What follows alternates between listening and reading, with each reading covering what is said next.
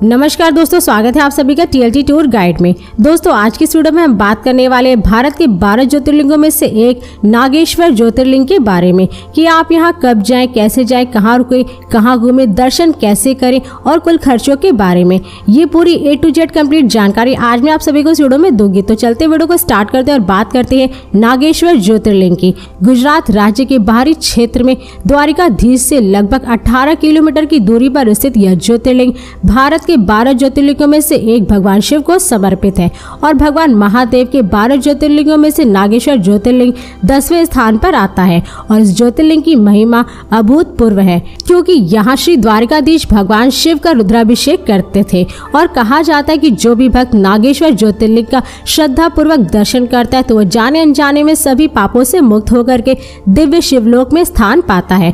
और यह ज्योतिर्लिंग गुजरात में सौराष्ट्र के तट पर द्वारिका शहर और भेट द्वारिका द्वीप मार्ग पर स्थित है। और यह एक ऐसा जगह है जहां पर आप नागेश्वर ज्योतिर्लिंग के साथ साथ 4 धामों में से एक धाम द्वारिकाधीश टेम्पल के भी दर्शन कर सकते हैं। दोस्तों अब बात करें कि आप नागेश्वर ज्योतिर्लिंग के दर्शन करने कब जाए। वैसे तो आप यहां पर कभी भी जा सकते हैं, लेकिन यहां पर जाने का सबसे सही समय नवंबर से मार्च तक के महीनों का माना जाता है क्योंकि इन महीनों के दौरान यहाँ का मौसम काफी ज्यादा सुहावना और रंगीन होता है, जिससे कि पर्यटन स्थलों को घूमने में आपको कोई भी परेशानी नहीं होगी। इसके साथ ही अगर आप चाहे तो सावन माह में भी भगवान शिव के इस ज्योतिर्लिंग का जलाभिषेक और दर्शन कर सकते हैं क्योंकि सावन माह में भी यहाँ पे दर्शन और जलाभिषेक करने के लिए बहुत से श्रद्धालु बड़े ही दूर दूर से यहाँ पर आते हैं। मगर ये आपके ऊपर डिपेंड करता है कि आप नागेश्वर ज्योतिर्लिंग के दर्शन करना कब पसंद करते हैं।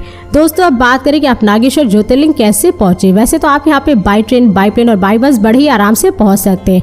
दोस्तों यदि आप नागेश्वर ट्रेन से जा रहे हैं तो यहाँ का निकटतम रेलवे स्टेशन द्वारका है, जो कि देश के हर एक शहरों से रेल मार्ग द्वारा काफी अच्छी तरीके से जुड़ा हुआ है, जिनके जरिए आप दिल्ली, मुंबई, राजकोट, अहमदाबाद आदि जैसे शहरों से ट्रेन पकड़ करके द्वारका रेलवे स्टेशन तक पहुंच सकते हैं। और यदि आपको इस रेलवे स्टेशन के लिए डायरेक्ट ट्रेन ना मिले तो आप राजकोट जंक्शन या फिर अहमदाबाद जंक्शन के लिए भी ट्रेन ले सकते हैं और फिर यहाँ से आप दूसरी ट्रेन पकड़ करके द्वारका रेलवे स्टेशन तक पहुँच सकते हैं।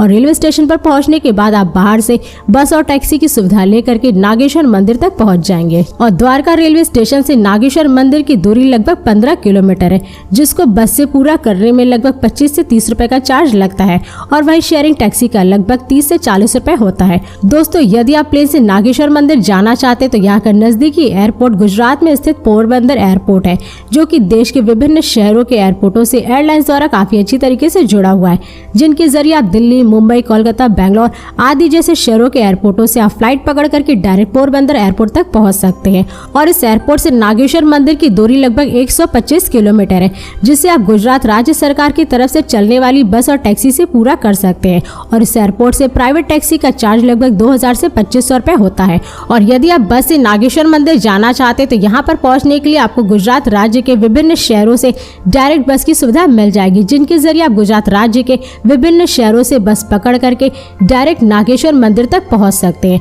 और यदि आप नागेश्वर मंदिर अपने निजी वाहन, कार या बाइक से जा रहे हैं तो यहाँ पर आप बड़े ही आराम से पहुँच सकते हैं क्योंकि गुजरात राज्य की सड़कें काफी सुंदर और अच्छी हैं, जिसकी वजह से पर्यटक यहाँ पर दूर दूर से अपने निजी वाहन या कार, बाइक से बड़े ही आराम से नागेश्वर मंदिर तक पहुँच सकते हैं। और दोस्तों अगर आपके पास अपनी खुद की गाड़ी नहीं है तो आप ट्रेन या फ्लाइट या बस के माध्यम से भी गुजरात पहुँच करके वहाँ से प्राइवेट टैक्सी या फिर शेयरिंग टैक्सी को बुक करके नागेश्वर ज्योतिर्लिंग के दर्शन कर सकते हैं। दोस्तों अब बात करें कि आप नागेश्वर में कहाँ पे स्टे करें। वैसे तो यहाँ पे स्टे करने के लिए कोई विशेष जगह नहीं है, इसलिए आपको द्वारका में ही स्टे करना होता है। और यहाँ पर आपको द्वारका मंदिर के आसपास बहुत सारे होटल और धर्मशाला मिल जाएंगे, जिन्हें आप बुक करके स्टे कर सकते हैं। दोस्तों यदि आप यहाँ पे स्टे करने के लिए धर्मशाला लेते हैं तो उसका प्राइस लगभग 250 से 500 रुपए के बीच होता है। और वहीं अगर आप प्राइवेट होटल लेते हो तो उसका चार्ज लगभग 600 से 1200 रुपए तक होता है। इसके अलावा अगर आप यहाँ पे मंदिर की तरफ से बनाए गए गेस्ट हाउस को लेते हैं तो उसका चार्ज नॉन AC का 500 से 700 रुपए और AC का 1000 से 2000 रुपए तक होता है। मगर ये आपके ऊपर डिपेंड करता है कि आप द्वारका में स्टे करने के लिए किस प्रकार का होटल लेते हैं। दोस्तों अब बात करें कि नागेश्वर में खाने पीने की क्या सुविधा है। वैसे तो यहाँ पर आप द्वारका मंदिर ट्रस्ट की तरफ से संचालित भोजनालय में 20 रुपए दे करके पर प्लेट भोजन कर सकते हैं। और यह ट्रस्ट 2 स्लॉट में चलता है, जो कि सुबह 11 बजे से लेकर के दोपहर के 2 बजे तक और फिर शाम के 6 बजे से लेकर के रात के 9:30 बजे तक चलता है। इसलिए आप यहाँ पर समय से पहुँच करके भोजन करना चाहते तो आप कर सकते हैं। और दोस्तों अगर आप यहाँ पे भोजन करना नहीं चाहते तो आपको द्वारका में ही बहुत सारे प्राइवेट होटल, रेस्टोरेंट और स्ट्रीट फूड वाले देखने को मिल जाएंगे, जहां पर आप जाकर के लगभग 100 से 200 रुपए में पर प्लेट भोजन कर सकते हैं। और दोस्तों, अगर आप द्वारका से जुड़ी और भी अधिक इन्फॉर्मेशन जानना चाहते हैं तो मैंने पहले से ही द्वारका पे ऑलरेडी फुल वीडियो बना रखी है, जिसका लिंक आप सभी को मेरे वीडियो की डिस्क्रिप्शन में मिल जाएगा। और यदि आप किसी और जगह का ऑनलाइन टिकट बुक करना चाहते हैं तो मैंने डिस्क्रिप्शन में अच्छी साइट्स का लिंक दे दिया है, जिसकी मदद से आप सस्ती से सस्ती प्राइस में बस, होटल, ट्रेन, प्लेन और टूर पैकेजेस को बुक कर सकते हैं। दोस्तों, अब बात करें कि आप नागेश्वर ज्योतिर्लिंग के दर्शन कैसे करें। वैसे तो भगवान शिव को समर्पित इस ज्योतिर्लिंग में आप भगवान शिव की लगभग 25 मीटर लंबी एक बैठी हुई मूर्ति के दर्शन कर सकते हैं।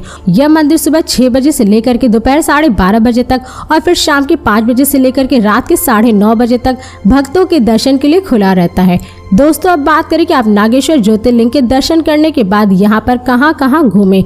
वैसे तो आप यहाँ पर सबसे पहले द्वारिकाधीश टेम्पल के दर्शन कर सकते हैं। भगवान श्री कृष्ण को समर्पित यह मंदिर 5 मंजिला चूना, पत्थर और रेत से निर्मित भव्य और अद्भुत मंदिर है, जहाँ पर श्रद्धालु दर्शन करने के लिए बड़े ही दूर दूर से यहाँ पर आते हैं। और मंदिर के अंदर और भी अन्य मंदिर है, जिनमें बहन सुभद्रा, भाई बलराम, रेवती, रुक्मणी आदि जैसे कई सारे मंदिर है, जिनके आप दर्शन कर सकते हैं। और श्रद्धालु द्वार में प्रवेश करने से पहले गोमती नदी में डुबकी लगाते हैं, उसके बाद ही भगवान द्वारकाधीश के दर्शन करते हैं।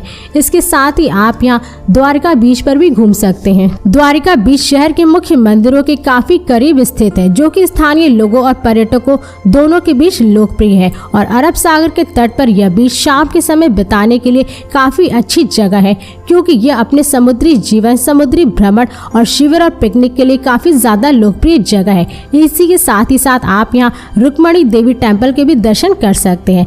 भगवान श्री कृष्ण की प्रिय पत्नी रुक्मणी देवी को समर्पित यह मंदिर द्वारिका का एक महत्वपूर्ण मंदिर है, जो कि अपने आप में स्थापत्य कला का अद्भुत नमूना भी है। इसलिए अगर आप नागेश्वर जा रहे हैं तो द्वारिका में स्थित देवी रुक्मणी के दर्शन जरूर करें। इसके साथ ही आप यहाँ गोमती घाट पर घूम सकते हैं। विभिन्न तीर्थ स्थलों और घाटों में यह स्थान बहुत ही प्रसिद्ध है, क्योंकि यहाँ पर जहाँ गंगा नदी शक्तिशाली महासागर से मिलती है और शास्त्रों की माने तो गंगा के बाद केवल गोमती नदी एक ऐसी नदी है जो कि सीधे स्वर्ग से उतरती है। इसके अलावा आप यहाँ गोपी तालाब भी देख सकते हैं। लगभग 20 किलोमीटर लंबी यह झील पीले रंग की रेत से घिरी हुई है, जिसका उपयोग भक्त अपने शरीर पर तिलक लगाने के लिए करते हैं। और ऐसा कहा जाता है कि गोपी तालाब वह झील है जहाँ पर श्री कृष्ण अपनी गोपियों को अपनी युवावस्था और प्रेमपूर्ण स्वभाव के साथ लुभाते थे। इसी के साथ ही आप यहाँ सुदामा सेतु भी घूम सकते हैं। सुदामा सेतु पुल पैदल चलने वालों के लिए गोमती नदी को पार करने के लिए बनाया गया है, जो कि भगवान श्री कृष्ण के बचपन के दोस्त सुदामा के नाम पर बनाया गया है। और यह पुल एक आश्चर्यजनक पुल है और पौराणिक कथाओं के अलावा यह पुल नदी और अरब सागर के लुभावने दृश्य के लिए भी प्रसिद्ध है। इसके साथ ही साथ आप यहाँ भड़केश्वर महादेव टेम्पल के भी दर्शन कर सकते हैं। भगवान शिव को समर्पित यह एक प्राचीन मंदिर है, जो कि लगभग 5000 साल पुराना है। और यह मंदिर हर साल मानसून के दौरान समुद्र में डूब जाता है, जिसे श्रद्धालु प्रकृति की अभिषेकम की धार्मिक प्रक्रिया के रूप में मानते हैं। और अरब सागर में पाए गए एक स्वयंभू शिवलिंग के चारों ओर बनाया गया यह मंदिर पूरे साल अपने आकर्षण और प्राकृतिक सुंदरता के लिए जाना जाता है।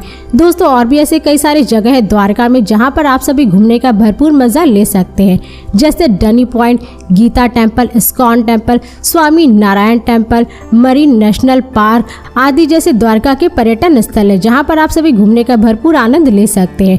दोस्तों, अब बात करें कि नागेश्वर ज्योतिर्लिंग को घूमने में आपका कुल कितना खर्चा लग सकता है। वैसे तो अगर आप यहाँ पे घूमने के लिए 2 डे 1 नाइट का ट्रिप प्लान करते तो इसमें आपका कुल खर्चा लगभग 3000 से 4000 रुपए तक लग सकता है।